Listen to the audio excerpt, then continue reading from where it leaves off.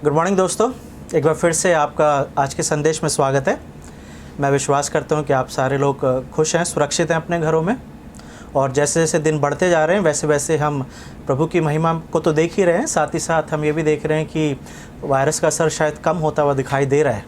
कई जगहों पे नंबर रिड्यूस हो रहे हैं, कई जगह नंबर बढ़ रहे हैं। सो एनीवे, परमेश्वर का अनुग्रह हमारे साथ है, तो हम प्रभु के अनुग्रह में बने रहें। और आइए आज के संदेश में चलें। तो प्रार्थना करें। प्रभु, हम आपका धन्यवाद देते हैं आज के दिन के लिए। धन्यवाद देते हैं प्रभु कि पूरे हफ्ते में आपने संभाल के रखा प्रभु। और जब से प्रभु हमने सीरीज शुरू करी है तब से प्रभु एक बड़ी आशीष हम अपने जीवनों में देख सकते हैं। जिस तरीके से हम आपके वचनों को सीख रहे हैं प्रभु, यही प्रार्थना करना चाहते हैं। इसी तरीके से प्रभु हमारे जीवनों से आपको महिमा मिलती रहे। यीशु मसीह के नाम से इस प्रार्थना को मांगते हैं, आमीन। तो जैसे कि आप जानते हैं कि हम एक सीरीज़ को कर रहे हैं और इस सीरीज़ का नाम है फ्रूट ऑफ द स्पिरिट। और अभी तक हमारे 2 सरमन हुए हैं, जिसमें पहला सरमन जो था वो इंट्रोडक्शन था। मतलब कि हम ये देख रहे थे कि फ्रूट ऑफ द स्पिरिट है क्या, आत्मा का फल क्या है, ये किस तरीके की लैंग्वेज है। और जो इसका लेखक है गलातियों का पौलुस, वो किस तरीके से एक्सप्रेस करना चाह रहा है परमेश्वर के कैरेक्टर को। और फिर पिछले हफ्ते हमने देखा था कि जैसे फ्रूट ऑफ द सीरीज़ के अंदर जो फ्रूट है उसको हमने एक एक करके लिया था। और पिछली बार हमने लव को लिया था और आज हम आनंद को लेंगे। तो आइए बाइबल खोलें और निकालेंगे गलातियों उसका 5वां अध्याय और 16 से लेके अंत तक में देखेंगे। गलातियों 5 और उसका 16 से मैं आपके सामने पढ़ रहा हूँ। पर मैं कहता हूँ, आत्मा के अनुसार चलो तो तुम शरीर की लालसा किसी रीति से पूरी ना करोगे। क्योंकि शरीर आत्मा के विरोध में और आत्मा शरीर के विरोध में लालसा करती है, और ये एक दूसरे के विरोधी हैं, इसलिए कि जो तुम करना चाहते हो वो ना कर पाओ। और यदि तुम आत्मा के चलाए चलते हो तो व्यवस्था के अधीन ना रहे। शरीर के काम तो प्रकट हैं, अर्थात व्यभिचार, गंदे काम, लुचपन, मूर्ति पूजा, टोना, बैर, झगड़ा, ईर्ष्या, क्रोध, विरोध, फूट, विधर्म, ढा, मतवालापन, लीला क्रीड़ा और इनके जैसे और काम हैं। इनके विषय में मैं तुमको पहले से कह देता हूँ, जैसा पहले कह भी चुका हूँ, कि ऐसे ऐसे काम करने वाले परमेश्वर के राज्य के वारिस ना होंगे। पर आत्मा का फल प्रेम, आनंद, मेल, धीरज और कृपा, भलाई, विश्वास, नम्रता और संयम है। ऐसे ऐसे कामों के विरोध में कोई भी व्यवस्था नहीं। और जो मसीह यीशु के हैं, उन्होंने शरीर को उनकी लालसाओं और अभिलाषाओं समेत क्रूस पर चढ़ा दिया है। यदि हम आत्मा के द्वारा जीवित हैं तो आत्मा के अनुसार चलें भी। हम घमंडी होकर ना एक दूसरे को छेड़ें और ना एक दूसरे से ढा करें। तो ये वचन आप जानते हैं, पहले भी हम इस चीज़ को देख चुके हैं। लेकिन जब आज हम बात कर रहे हैं आनंद के बारे में, पिछली बार हमने बात करी थी प्रेम के बारे में, और आज हम जब आनंद के बारे में बात कर रहे हैं तो ये आनंद है क्या? What is Joy? कैसे हम डिफ़ाइन करें कि आनंद को कैसे समझा जाए? अलग अलग शब्दों का इस्तेमाल किया जाता है इंग्लिश और हिंदी में, या हर एक भाषा में खुश होने को लेके या आनंद को लेके या हैप्पीनेस को लेके अलग अलग शब्द इस्तेमाल किए गए हैं। लेकिन वास्तविकता में आनंद और खुशी में अंतर क्या है? What is the difference between joy and happiness? क्योंकि अगर हम हैप्पीनेस और जॉय को, यानी कि आनंद को और खुशी को अगर हम अंडरस्टैंड नहीं करेंगे तो शायद हो सकता है कि हम अपनी खुशी को ही अपना आनंद मानते रहेंगे। तो पहली चीज़ हमें ये समझना है कि आनंद, जिसे जॉय बोला जाता है, ये इटर्नल है। आनंद जो है इटर्नल है, ये परमानेंट है, ये स्थायी है। आनंद ख़त्म नहीं होता है। लेकिन हाँ, हैप्पीनेस, हमारी खुशियाँ जो हैं वो कई बार छोटी छोटी चीज़ों से आती हैं, और कई बार ये खुशियाँ जो हैं कई बार संसार की बहुत सारी चीज़ों के ऊपर डिपेंड करती हैं। Happiness always depends on happenings. हम बहुत सारी छोटी छोटी चीज़ों को लेके खुश हो सकते हैं।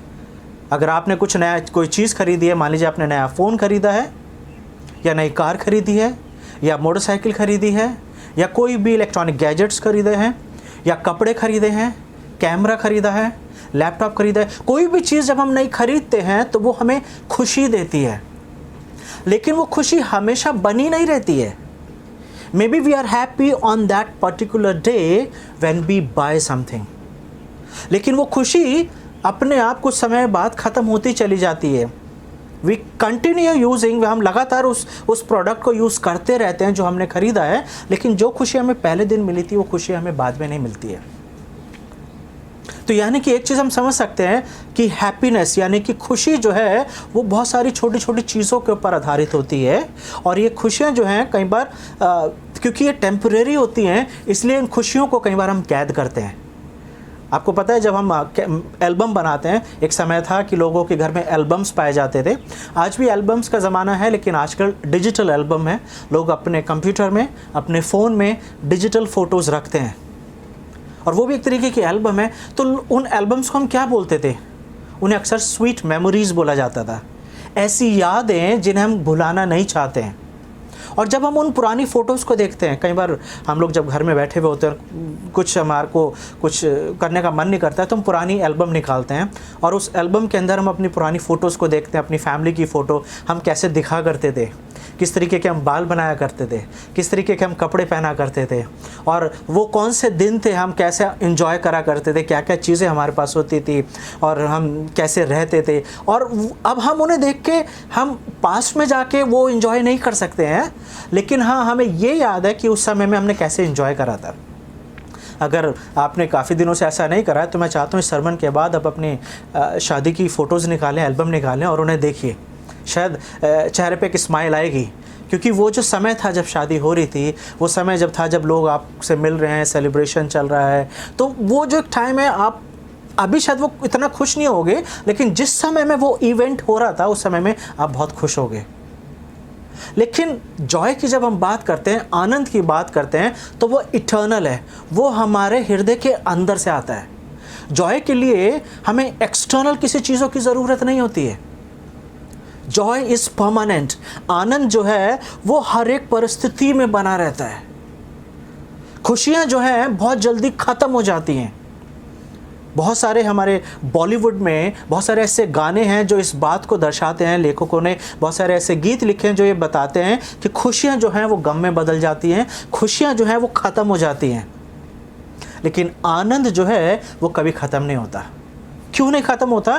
क्योंकि हमें ये देखना पड़ेगा कि what is the source of joy. As I explain you, the source of happiness is happenings, यानी कि कुछ ना कुछ हमारे जीवन में होता रहता है या होता है जिससे हम खुश होते हैं। हम कई बार कोई मूवी देखते हैं, टीवी सीरियल देखते हैं, या हम अपने दोस्तों के साथ बैठ के हंसी मजाक कर रहे होते हैं और उन बातों से हम लोग खुश होते हैं। लेकिन जब हम वापस अपने घर होते हैं या वो चीज़ें ख़त्म हो जाती हैं, we stop smiling, we stop laughing. और कई बार तो लोग शायद ऐसे होते हैं कि उन्हें ये भी याद नहीं होता कि वो खुश कब हुए थे। लेकिन जब हम आनंद की बात कर रहे हैं, सो व्हाट इज़ जॉय? और जॉय के लिए जब मैं अपनी तैयारी कर रहा था तो मैंने लिखा था, joy is a feeling, a good feeling. Bible ये भी बताती है that joy is a gift. आनंद क्या है? आत्मा एक फीलिंग है जो हमारे अंदर से आती है। ये किसी बाहरी किसी चीज़ के ऊपर डिपेंड नहीं होती है, ये हमारे अंदर से यानी कि हमारे दिल से आती है। आनंद जो है उसका हमारे फिजिकल बॉडी से लेना देना नहीं है। आनंद जो है, the source of Joy is different, the source of Joy is something else. और जैसे मैंने बोला है कि जॉय इज़ अ गिफ्ट, आनंद जो है वो एक तोहफा है। तो यानी कि एक चीज़ समझ में आ रही है, तोहफा है तो मतलब हमें किसी ने दिया है। कहाँ से आनंद आता है? और जब पिछली बार हम देख रहे थे what is love, what is the source of love, और फिर हमने पहला यूहन्ना उसके 4:8 में देखा था दैट गॉड इज़ लव। उसी तरीके से अगर हम बाइबल को अच्छे से देखेंगे तो हमें यह पता चलता है that the source of joy is also God. आनंद का जो भी स्रोता है, आनंद भी जो है वो परमेश्वर से ही निकल कर आता है। It is the characteristics of God. Joy is the property of God. आनंद जो है वो परमेश्वर के पास से निकल कर आता है। बाइबल में बहुत सारे वर्सेस को आज हम देखेंगे, आज हम बहुत सारे वर्सेस को देखने वाले हैं और मिलकर बहुत सारी चीज़ों को हम सीखेंगे कि ये आनंद कहाँ से है। जैसे कि अगर मैं आपके सामने एक वर्स पढ़ूँ, अगर आप पढ़ना चाहते हैं या नोट करना चाहते हैं, यिर्मयाह उसका 32 और उसका 41, जरमाया चैप्टर 32 एंड वर्स 41। वहाँ पे ऐसा लिखा हुआ है, मैं बड़ी प्रसन्नता के साथ उनका भला करता रहूँगा और सचमुच उन्हें इस देश में अपने सारे मन और प्राण से बसा रखूँगा। और इंग्लिश में पता है क्या लिखा हुआ है? I will rejoice in doing good to them.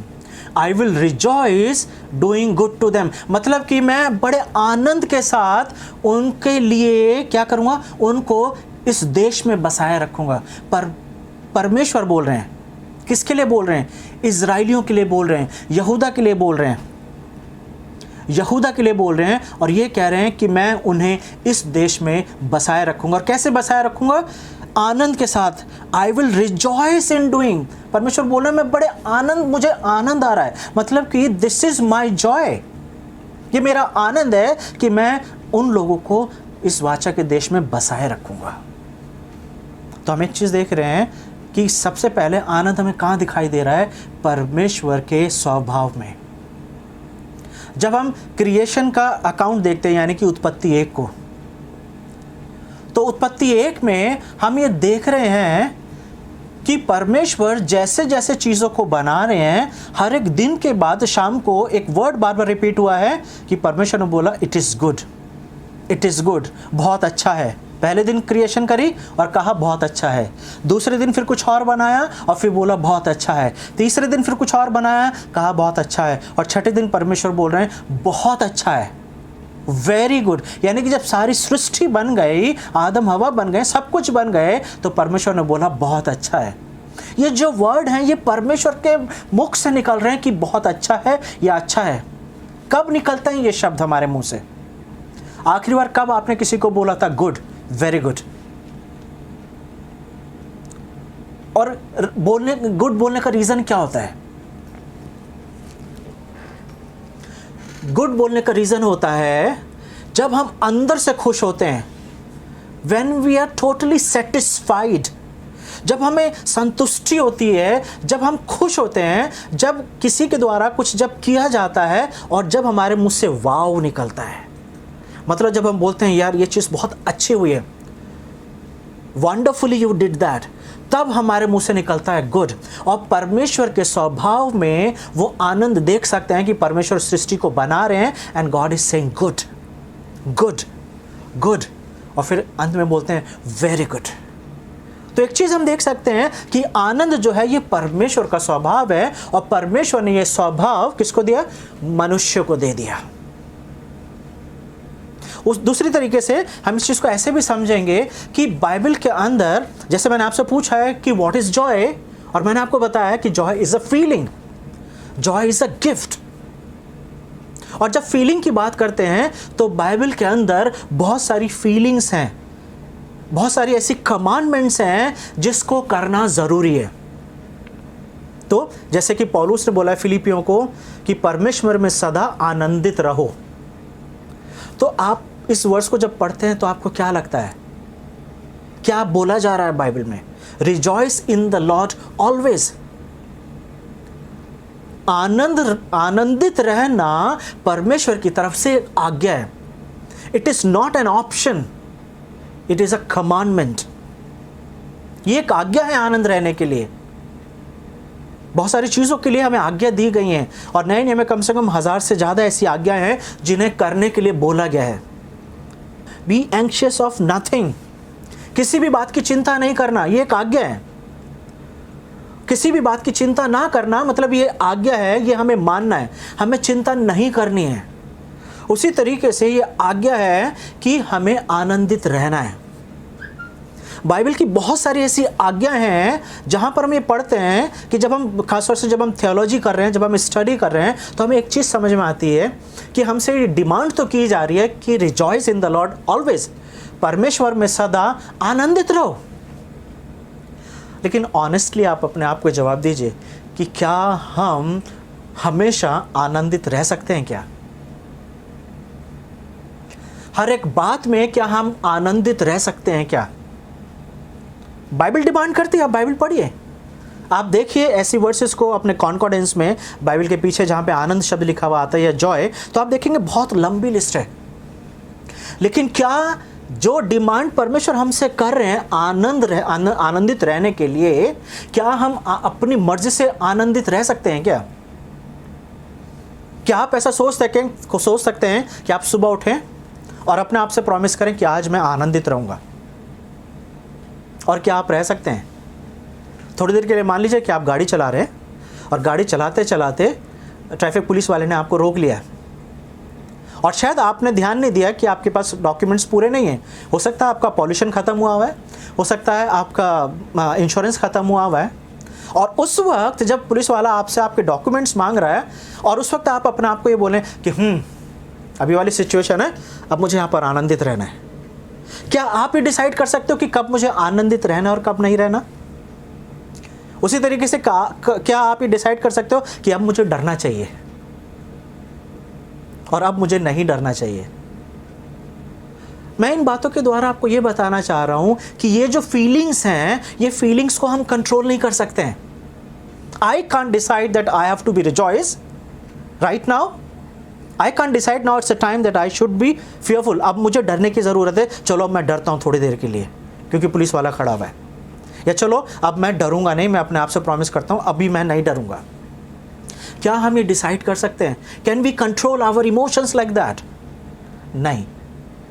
जिस तरीके से यूहन्ना 15:8 में लिखा हुआ है, यूहन्ना 15:8, मेरे पिता की महिमा इसी से होती है कि तुम बहुत सफल लाओ, तभी तुम मेरे चेले ठहरोगे। यानी कि एक आज्ञा दी जा रही है, यीशु मसीह के द्वारा ये बोला जा रहा है कि you have to bear fruit,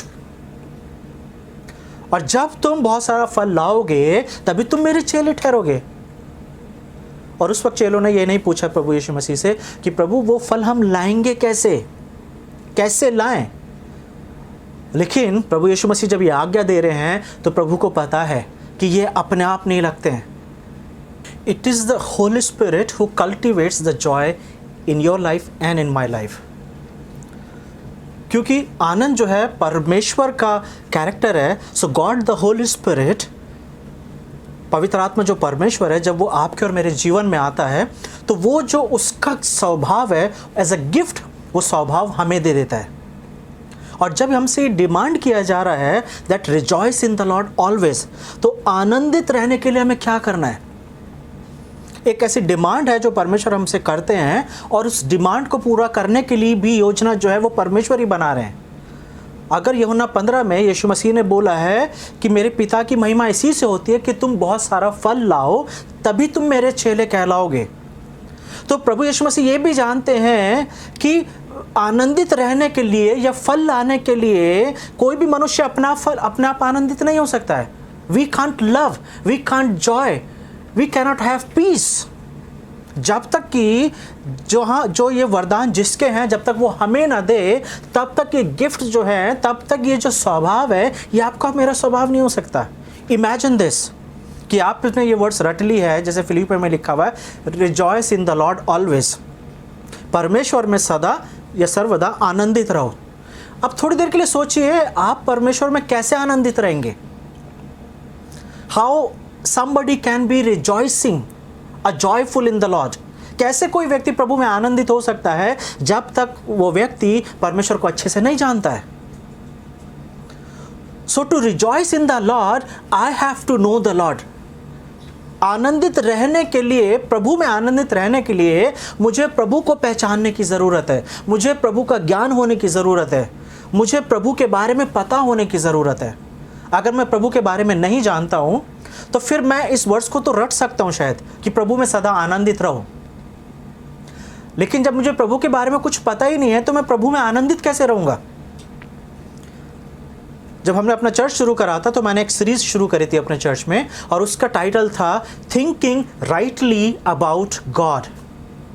thinking rightly about God, इसका मतलब है कि परमेश्वर के बारे में सही तरीके से सोचना। अगर हम परमेश्वर के बारे में सही तरीके से जानते ही नहीं हैं, सोचते ही नहीं हैं, तो हम इस बात को क्लेम नहीं कर सकते हैं कि आनंदित कैसे रहा जा सकता है। क्योंकि परमेश्वर के बारे में सही जानकारी या सही ज्ञान या जो प्रकाशन है वो पवित्र आत्मा के द्वारा ही आपको और मुझे दिया जाता है।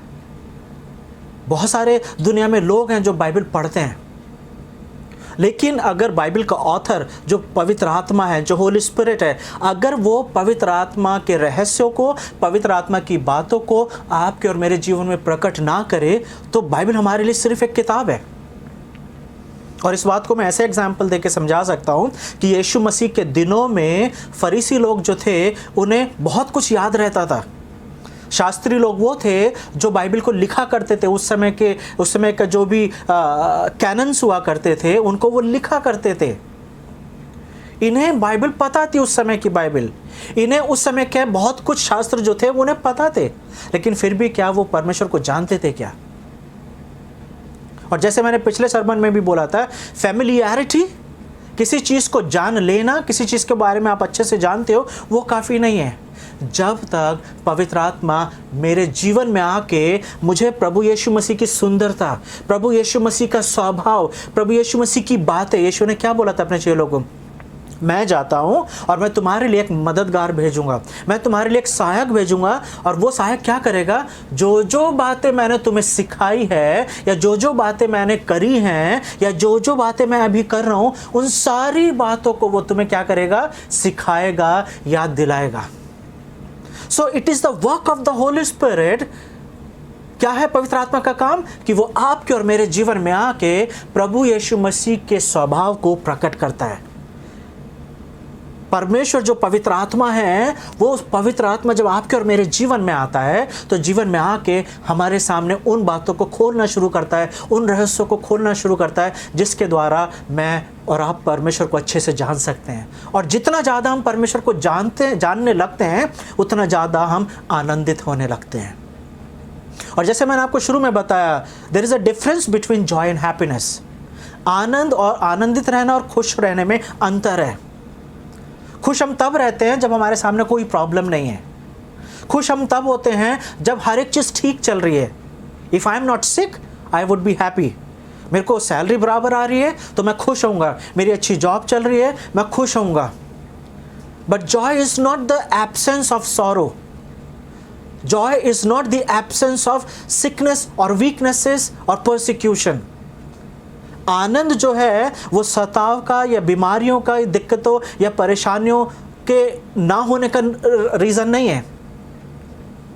और इस चीज़ को देखने के लिए अगर हम प्रेरितों के काम को देखते हैं, तो बार बार उन जगहों पे देख रहे हैं, पतरस को जेल में डाला जा रहा है, पतरस और यूहन्ना को, पौलुस को और सिलास को जेल में डाला जा रहा है, उन्हें मारा पीटा जा रहा है, उनके ऊपर सताव हो रहा है। लेकिन इन सताव में भी वो जेल में क्या कर रहे हैं?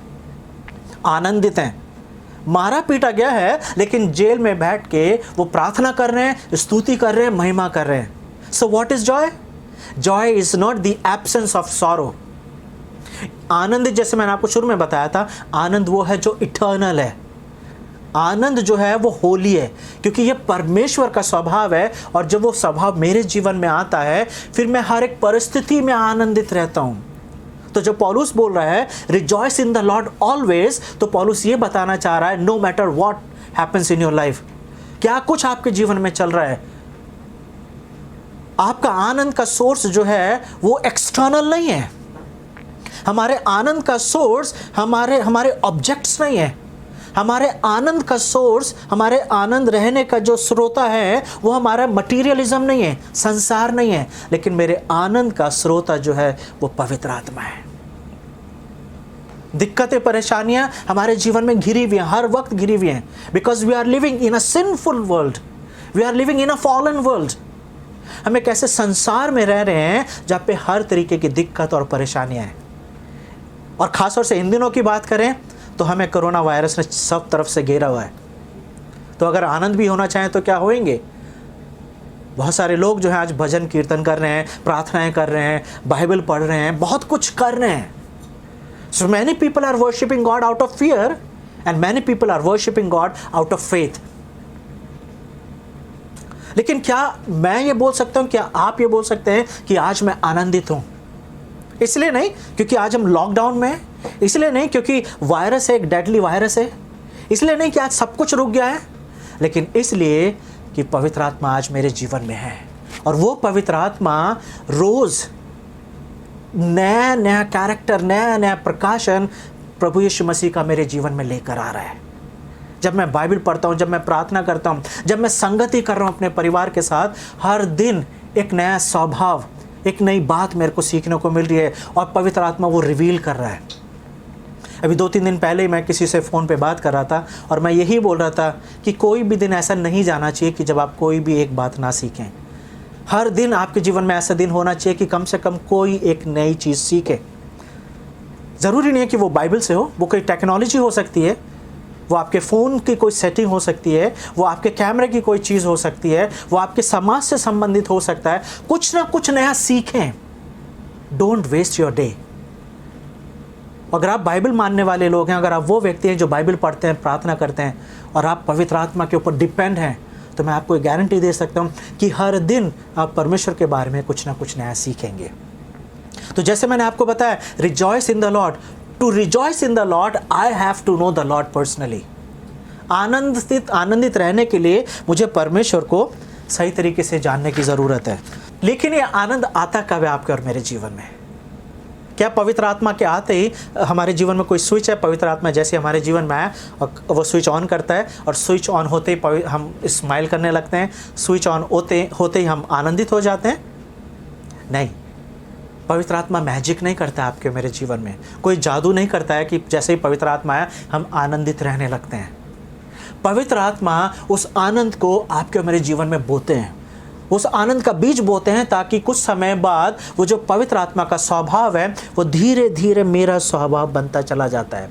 और पवित्र आत्मा का स्वभाव और मेरा स्वभाव इस तरीके से हम लोग मिल जाते हैं एक कि day by day I start transforming. हर दिन मैं परिवर्तित होता चला जाता हूँ, परिवर्तन मेरे जीवन में आता चला जाता है।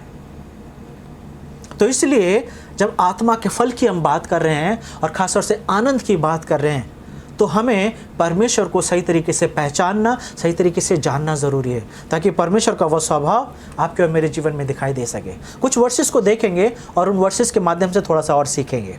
और जैसा कि मैंने आपको बताया है कि कुछ वर्सेस के माध्यम से सीखेंगे, कुछ ऐसी वर्सेस हैं जो ये स्पष्ट रूप से क्लियर करती हैं कि आनंदित रहना मेरे लिए कमांडमेंट है, एक आज्ञा है। और उसको समझने के लिए आप मेरे साथ निकालिए हबक्कुक, उसका 3रा अध्याय, द बुक ऑफ हबक्कुक चैप्टर 3, और उसकी 17 और 18 आयतें मैं आपके सामने पढ़ रहा हूँ। वहाँ पे देखिए बड़े अच्छे तरीके से लिखा हुआ है। अगर इस वर्ष को आप ध्यान से पढ़ेंगे और सुनेंगे तो आपको एक चीज़ समझ में आ जाएगी कि आनंदित रहना एक ऑप्शन नहीं है, ये एक चुना ये कमांडमेंट है। देखिए क्या लिखा हुआ है हबक्कुक 3 के 17 और 18 में। क्योंकि चाहे अंजीर के वृक्षों में फल ना लगें और ना दाख लताओं में फल लगे, जलपाई के वृक्ष से केवल धोखा पाया जाए और खेतों में अन्न ना उपजे, भेड़शालाओं में भेड़ बकरियां ना रहें और ना थानों में गाय बैल हों, तो भी मैं यहोवा के कारण आनंदित और मगन रहूँगा। अब आपको क्या बोल रहा है कि चाहे मेरी खेत खलियान में उपज ना हो, चाहे मेरे जानवर रहें या ना रहें, चाहे मेरा लॉस हो रहा है या फ़ायदा हो रहा है, मुझे इससे कोई लेना देना नहीं है, लेकिन वो क्या बोल रहा है, तो भी मैं यहोवा के कारण आनंदित और मगन रहूँगा। So what is the source of Joy? It is not me, it is not my job. आनंदित जो है वो मेरे किसी भी चीज़ से नहीं आ रही है, लेकिन हबक्कुक बहुत सुंदर तरीके से बता रहा है कि चाहे मेरे खेत खलियान में अन्न उगे या ना उगे, चाहे सूखा पड़ जाए, चाहे भेड़ बकरियां मर जाएं, तो भी मैं यहोवा के कारण आनंदित रहूँगा। तो आनंद किसकी वजह से रहा जाता है? यहोवा की वजह से, यानी कि परमेश्वर की वजह से आनंदित रहा जाता है। एक वर्ष और देखेंगे मेरे साथ, देखेंगे वो है 2 कुरिन्थियों उसका 12 का 10। 2 Corinthians chapter 12 and verse 10। वहाँ पे इस तरीके से लिखा है, इसी कारण मैं मसीह के लिए निर्बलताओं और निंदाओं में और दरिद्रता में और उपद्रवों में और संकटों में प्रसन्न हूँ, क्योंकि जब मैं निर्बल होता हूँ तभी मैं बलवंत होता हूँ। मतलब क्या बोलना चाह रहा है यहाँ पे पौलुस बोल रहा है, that is why for a Christ sake I delight in weaknesses, in insults, in hardships, in persecution, in difficulties, for when I am weak, then I am strong. So Paul is saying, I am rejoiceful मैं आनंदित हूँ। किन किन बातों में मैं आनंदित हूँ? जब मैं निर्बल हूँ तब मैं आनंदित हूँ, जब मैं दीनताओं में पड़ा हुआ हूँ तब मैं आनंदित हूँ, जब मैं दरिद्रता में पड़ा हुआ हूँ तब मैं आनंदित हूँ। एक वर्ष और देखेंगे, याकूब उसके पहले अध्याय और उसकी दूसरी आयत में क्या लिखा हुआ है, देखिए बहुत इंटरेस्टिंग है। ये वो वर्सेस हैं जिनके पढ़ने के द्वारा हमें ये चीज़ समझ में आती है कि आनंदित रहना एक आज्ञा है। याकूब उसका 1 और उसके 2 में लिखा हुआ है, हे मेरे भाइयों, जब तुम नाना प्रकार की परीक्षाओं में पढ़ो तो इसको पूरे आनंद की बात समझना। कब समझना? When you fall into different kinds of temptations। जब ऐसी ऐसी आजमाइशें तुम्हारे ऊपर आए, ऐसी ऐसी परीक्षा तुम्हारे ऊपर आए जो तुम्हें झंझोड़ दें या तुम्हें परेशान करें, तो ये तुम्हारे आनंद के लिए है। क्योंकि आगे लिखा हुआ है, ये तुम्हारे बड़े आनंद की बात समझना, यह जानकर कि तुम्हारे विश्वास के परखे जाने से धीरज उत्पन्न होता है, पर धीरज को अपना पूरा काम करने दो कि तुम पूरे और सिद्ध हो जाओ और तुम में किसी बात की घटी ना रहे। यानी कि जब हमारे साथ परीक्षाएं होती हैं, टेम्पटेशंस होती हैं, तो वो किस चीज़ के लिए हो रही हैं? For our betterment. ये परमेश्वर चाहते हैं कि हम हर एक बात में आनंदित रहें। और जब पहला थिस्सलुनीयों उसके 5वें चैप्टर की और 16वीं आयत से पढ़ते हैं, तो वहाँ पे 16वीं आयत से जब हम पढ़ते हैं, we can see what is God's will for your life and for my life. परमेश्वर क्या चाहते हैं, क्या उनकी मेन इच्छा है आपके और मेरे जीवन से। पहला थिस्सलुनीयों उसका 5वां और उसका 16 से मैं आपके सामने पढ़ता हूँ। सर्वदा आनंदित रहो, मतलब rejoice in the lord always. निरंतर प्रार्थना करो, प्रत्येक परिस्थिति में धन्यवाद दो, क्योंकि मसीह यीशु में तुम्हारे लिए परमेश्वर की यही इच्छा है। So this is God's will that you and I have to rejoice in the lord. सर्वदा आनंदित रहने की जरूरत है। क्यों? This is God's will and this is God's commandment. और परमेश्वर अपनी इच्छा को हमारे जीवन में पूरी कैसे करते हैं? God gives Holy Spirit to us. Yeshu ने बोला, मैं चाहता हूं कि मैं तुम्हारे लिए क्या भेजूं? एक सहायक भेजूं। और पौलुस जब गलातियों को लिख रहा है, तो पौलुस ये बताना चाह रहा है that the people of Galatia, you have to rejoice in the Lord. The source of a joy is working in your life. Allow that Holy Spirit, पवित्र आत्मा को अपना काम करने दो। Live by the Holy Spirit, walk by the Holy Spirit. पवित्र आत्मा में जीवित रहो और पवित्र आत्मा के द्वारा चलाए चलो। कुछ और ऐसी वर्सेस को देखेंगे जो कहीं ना कहीं हमें ये चीज़ हेल्प करती है कि हमें समझाने में कि आनंदित क्यों रहना है। पवित्र आत्मा क्यों हमें आनंद रहने के लिए हमें प्रेरित करता है। Why that we get that inspiration that in every circumstances, हर एक परिस्थिति में हमें आनंदित रहना है। क्यों? और उन वर्सेस को देखने के लिए आप मेरे साथ देखते जाएंगे। जैसे कि अगर हम नए नियम के कुछ वर्सेस को देखेंगे, तो जैसे मत्ती 5:12 में लिखा है, रिजॉइस एंड बी ग्लैड। आनंदित और मगन होना, क्योंकि तुम्हारे लिए स्वर्ग में बड़ा फल है। तो यानी कि जब हम नाना प्रकार की परिस्थितियों में पढ़ रहे हैं, ऐसी सिचुएशंस में पढ़ रहे हैं जहाँ पे सताव हमारे जीवन में हो रहा है, उस वक्त हमें यह याद रखने की ज़रूरत है कि हमें पवित्र आत्मा दिया गया है। और वो पवित्र आत्मा हमें एहसास कराता है, हमें ये याद दिलाता है कि हमें क्यों आनंदित होना है, क्योंकि स्वर्ग में हमारे लिए क्या है? बड़ा फल है। लूका 6:23 में लिखा हुआ है, उस दिन आनंदित होकर उछलना, क्योंकि देखो तुम्हारे लिए स्वर्ग में बड़ा फल है। वही सेम बात लूका 10 में लिखा हुआ है, तो भी इस बात से आनंदित नहीं होना कि दुष्ट आत्मा तुम्हारे वश में है। Do not rejoice because because the demons are in your control. लेकिन इस बात में आनंदित होना क्योंकि तुम्हारा नाम जीवन की पुस्तक में लिखा गया है। कौन इस बात का एहसास कराता है आपको और मेरे को कि हमारा नाम जीवन की पुस्तक में लिखा गया है? वो ही जिसका यह स्वभाव है। और वो किसका स्वभाव है? पवित्र आत्मा का स्वभाव है। जिस वक्त हम प्रभु यीशु मसीह को अपने जीवन में ग्रहण करते हैं, पवित्र आत्मा हमारे जीवन में आके यीशु मसीह की सुंदरता को, यीशु मसीह के स्वभाव को, यीशु मसीह के ग्रेट कमीशन को, यीशु मसीह की हर एक बात को हमें याद दिलाता है, रिवील करता है, ताकि हम आप और मैं आनंदित रहना सीख सकें। फिलिपियों 2:18 में लिखा है, वैसे तुम भी आनंदित हो और मेरे साथ आनंद करते रहो। पौलुस बोल रहा है तुम आनंदित रहो, rejoice in the lord always and you rejoice with me also. यानी कि प्रभु में आनंदित रहो और शोक मनाने वालों के साथ भी आनंदित रहो। एक और इंटरेस्टिंग वर्स अगर हम देखें तो साम 51 भजन संहिता 51 में, जहाँ पे दाऊद जो है बैतशेबा के साथ जब उसने पाप करा, उसके बाद 51 के बारे में क्या लिख रहा है? इंग्लिश में लिखा हुआ रिस्टोर जॉय ऑफ सैल्वेशन, यानी कि अपने किए हुए उद्धार का हर्ष, अपने जो उद्धार प्रभु आपने मेरा किया है उस उद्धार का आनंद आप मेरे अंदर फिर से क्रिएट करो। मतलब कि मुझे पता है कि मेरा उद्धार हुआ है, but I am not rejoicing, somehow I am missing the Joy of salvation. क्यों दाऊद ऐसी बात कर रहा है? क्योंकि दाऊद ये बताना चाह रहा है कि आनंद का स्रोता जो है वो केवल और केवल परमेश्वर है। तो मैं आपको बताना चाहता हूँ, पूरी बाइबल को अगर आप देखेंगे कि आनंद शब्द कहाँ कहाँ पाया गया है, किस किस परिस्थिति में, किन किन संदर्भों में आनंद की बात की जा रही है, तो एक चीज़ समझ में आ रही है कि आनंद परमेश्वर की एक प्रॉपर्टी है। आनंद परमेश्वर का एक नेचर है, एक स्वभाव है। और जो वही परमेश्वर जब आपके और मेरे जीवन में काम करने लगता है, तो परमेश्वर चाहते हैं कि वो आनंद जो है वो आपके आप मेरे जीवन में दिखाई दे। ये आनंद पवित्र आत्मा आपके और मेरे जीवन में पैदा करता है। ये आनंद पवित्र आत्मा हमारे जीवन में लेकर आता है। लेकिन कैसे हम इस आनंद को अपने जीवन में बनाए रख सकते हैं? हमेशा आनंदित रहने के लिए हमेशा मुझे और आपको इस बात के लिए हमेशा चिंता करनी होगी, इसके बारे में सोचना होगा कि मेरा रिश्ता परमेश्वर के साथ कैसा है। I have to be enough conscious and I have to think more about my relationship with Jesus।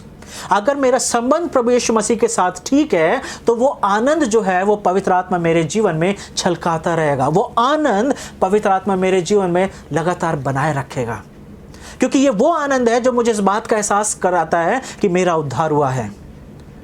Dawood का उद्धार हुआ है, लेकिन दाऊद उस उद्धार के आनंद को एंजॉय नहीं कर रहा है जैसे उसने बैतशेबा के साथ वो पाप करा है। और इसलिए वो बोल रहा है restore the Joy of salvation in my life. I know I have my salvation, मेरा उद्धार हुआ है, लेकिन मुझे आनंद नहीं हो रहा है। और अब जो हम कलीसिया के समय में जीवित रह रहे हैं, ये आपका और मेरा काम है कि हमें अपने आनंद के बारे में जब हम सोचते हैं तो सबसे पहले हमें अपने उद्धार के बारे में सोचना है। मुझे अपने रिलेशनशिप जो मेरा प्रभु यीशु मसीह के साथ संबंध है, क्या वो संबंध मेरा बना हुआ है लगातार? और वो संबंध सिर्फ बाइबल पढ़ने से नहीं आएगा। डेफिनेटली बाइबल हम पढ़ेंगे तो हम प्रभु के बारे में सीखेंगे, लेकिन साथ साथ हमें प्रार्थना करने की ज़रूरत है। हमें प्रभु यीशु मसीह के बारे में अपने विचारों को बढ़ाने की ज़रूरत है, ताकि मेरे विचार लगातार प्रभु यीशु मसीह में बने रहें, मेरा संबंध और गहरा होता रहे। जितना मेरा संबंध और गहरा होगा उतना ज़्यादा मैं आनंदित होता चला जाऊँगा। मेरा उद्धार मुझे मेरे आनंद को लेकर आता है। क्या आपका उद्धार हुआ है? पिछली बार भी मैंने ये सवाल पूछा था और आज फिर से मैं आपसे सवाल पूछ रहा हूँ, क्या आपका उद्धार हुआ है? कब हुआ था आपका उद्धार? उद्धार तब होता है जब मैं अपने आप को पूरी तरीके से प्रभु यीशु मसीह के हाथ में दे देता हूँ। उद्धार तब होता है जब मैं अपने पापों को मान लेता हूँ। उद्धार तब होता है जब मुझे इस बात का एहसास होता है कि मैं अपनी मदद खुद नहीं कर सकता, मुझे ऐसे जन की ज़रूरत है जो मेरे पापों को मुझसे दूर कर सके। और जब मेरे पाप मुझसे दूर होते हैं तभी वो आनंद जो है वो मेरे जीवन में आता है, तभी वो आनंद जो है वो मेरे जीवन को भर देता है।